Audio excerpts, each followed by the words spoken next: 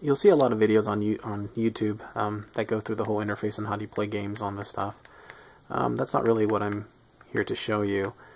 I'm here to show you more of like the video portion of it, the media stuff. So if I go down to media, you get to see this thing called a Tofu Media Center. It's their own version of XBMC. One of the things I like about Tofu is that it actually supports DTS, which currently, if you have an Ouya, if you're running the latest version of the XBMC Player, it actually doesn't support DTS. One of the negative things about the GameStick is you can't sideload apps. So, at least not to my knowledge, there isn't any way to put XBM or Plex on this GameStick, which is a huge drawback, especially because it's only wireless. It stutters a lot on any of the bigger files, like a 720p file or a 1080p file that are MKVs. And I'll go through that right now. So this is Tofu. As you can see, it looks a lot like XBMC. So if I go to movies and I'll select Happy Gilmore, that's actually a 1080p file.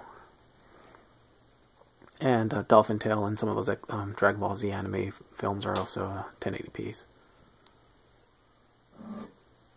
As you can see it's just going to start stuttering. It's just going to start buffering, and it's not even going to actually do a really good job at playing this movie. So I'll just stop that. I'll go down here to movies and I'll select the... So we'll play... That was a 1080p, so now we'll switch to... how about Bolt?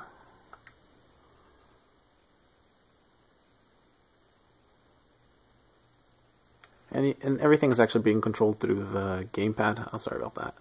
Everything's being controlled through this right now. You can actually use your tablet or your phone with the XBMC app to control this, in case you were wondering. So here it is. This is a 720p file, and it does a really good job for the first couple of seconds, but no more than a minute or 2 minutes into this, you'll start seeing it buff. Oh, not even 13 seconds. It starts buffering. And keep in mind, I'm running actually 2 wireless N routers. Extended mode, so there shouldn't be any reason. They're less than 20 feet apart from this specific location. Actually, I'm sorry, less than like 10 feet apart. So finally, I'll actually play an AVI, and these are files that are about 700 to a gig big. So that's this one right here, Beverly Hills, Chihuahua. The second one, and I will resume from that spot.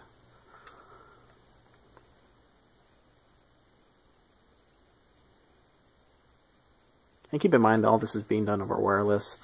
They say, and they announce this product as something that's portable, which is really not the case, because you have to pretty much connect a bunch of USB extensions and power cables and all that. You and Rachel are going to be spending 6 months in the rainforest. I mean, it's pretty intense. Are you kidding? We are going to have so much fun. We're going to be looking for rare plants that could cure diseases. And keep in mind, this is actually doing a really good job for AVIs, but I wish it had done a better job for MKV, 720 or 1080p files. And again, one of the drawbacks is because it only runs on wireless. I understand that there's a dock coming out next month. I think it's going to be released around January 15th. That's going to address the network or the NIC feature that's lacking on this current edition. But that's an extra $50 on top of the $80 that someone would already spend on this device. And for that, I mean, honestly, I would just buy a Ouya. That's what you see here. So see, it already has the port in there, HDMI, USB, micro USB, and the power thing. I mean, it's not as portable, but neither is this, especially when you have to continuously connect all those little add-ons just to power the device on. So this is my review of the GameStick using the Tofu Player. Thank you.